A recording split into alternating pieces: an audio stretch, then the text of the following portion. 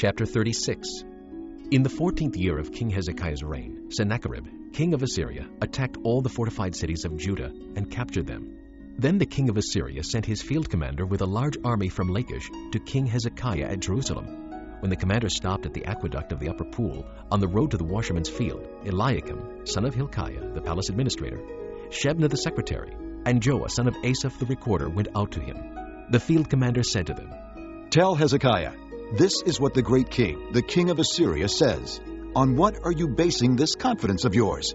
You say you have strategy and military strength, but you speak only empty words. On whom are you depending that you rebel against me?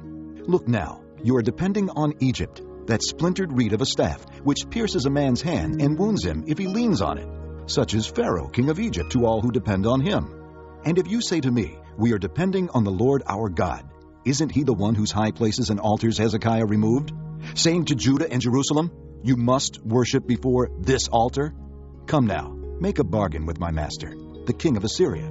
I will give you 2,000 horses if you can put riders on them. How then can you repulse one officer of the least of my master's officials, even though you are depending on Egypt for chariots and horsemen? Furthermore, have I come to attack and destroy this land without the Lord? The Lord himself told me to march against this country and destroy it." Then Eliakim, Shebna, and Joah said to the field commander, "Please speak to your servants in Aramaic, since we understand it. Don't speak to us in Hebrew, in the hearing of the people on the wall." But the commander replied, "Was it only to your master and you that my master sent me to say these things, and not to the men sitting on the wall, who, like you, will have to eat their own filth and drink their own urine?" Then the commander stood and called out in Hebrew, "Hear the words of the great king, the king of Assyria. This is what the king says. Do not let Hezekiah deceive you. He cannot deliver you. Do not let Hezekiah persuade you to trust in the Lord when he says, the Lord will surely deliver us. This city will not be given into the hand of the king of Assyria. Do not listen to Hezekiah. This is what the king of Assyria says. Make peace with me and come out to me.